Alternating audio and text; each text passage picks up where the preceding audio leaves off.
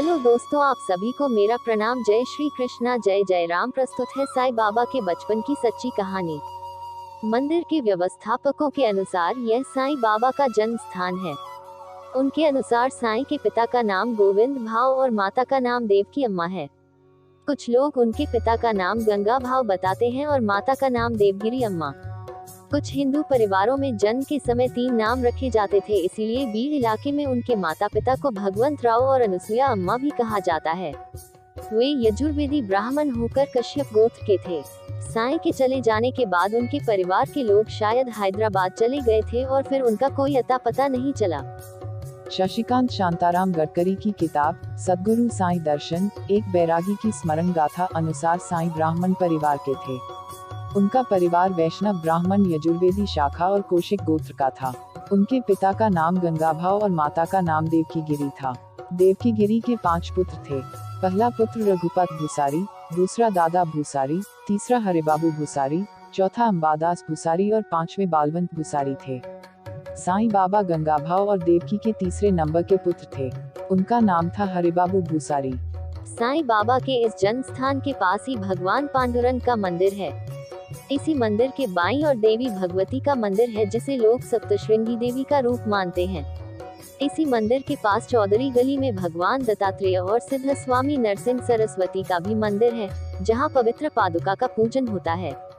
लगभग सभी मराठी भाषियों में नरसिंह सरस्वती का नाम प्रसिद्ध है। थोड़ी ही दूरी पर राजाओं के राजवाड़े हैं। यहाँ से 1 किलोमीटर दूर साईं बाबा का पारिवारिक मारुति मंदिर है। साईं बाबा का परिवार हनुमान भक्त था। वे उनके कुल देवता हैं। यह मंदिर खेतों के मध्य है, जो मात्र एक गोल पत्थर से बना है। यही पास में एक कुआं है, जहां साईं बाबा स्नान कर मारुति का पूजन करते थे।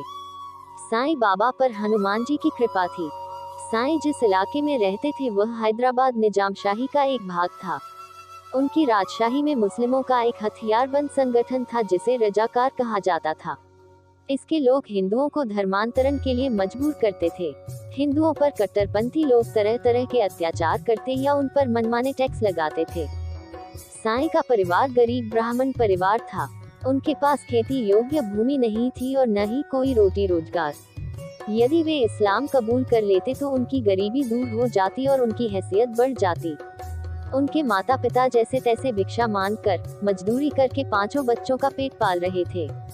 कई बार ऐसा होता कि माता पिता को भूखा सोना पड़ता था, लेकिन वे दोनों बच्चों का पेट भरने के लिए जी तोड़ मेहनत करते। उनके घर के पास ही मुस्लिम परिवार रहता था। उनका नाम चांद मियाँ था और उनकी पत्नी चांदबी थी। उन्हें कोई संतान नहीं थी। हरिबाबू उनके ही घर में अपना ज्यादा समय व्यतीत करते थे। चांदबी हरिबाबू को पुत्रवत ही मानती थी। रजाकारों का जुल्म बढ़ा तो उनके पिता ने वह स्थान छोड़ने का मन बनाया।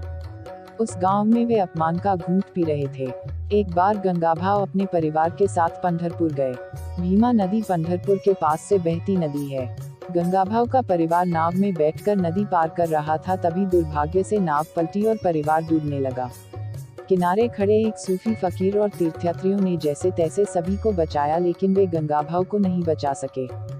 जिस फकीर के प्रयास से यह परिवार बच गया, उसका नाम था वली फकीर। उसने ही सभी अंतिम कार्य संपन्न कराए और देवगिरी सहित 5 लड़कों के भोजन आदि की व्यवस्था की। मुस्लिम फकीर के साथ देवगिरी के रहने के कारण लोग उन्हें बदनाम करने लगे, तो वली फकीर देवगिरी को समझा बुझाकर हरिबाबू को अपने साथ ले गए। देवगिरी के दोनों बड़े पुत्र रोजी रोटी की तलाश में हैदराबाद चले गए और खुद देवगिरी अपने 2 पुत्रों के साथ अपनी माता के गांव चली गई। इस तरह पिता की मौत के बाद पूरा परिवार बिखर गया। धन्यवाद आप सभी का। आपका दिन सुखमय हो। ओम साई राम।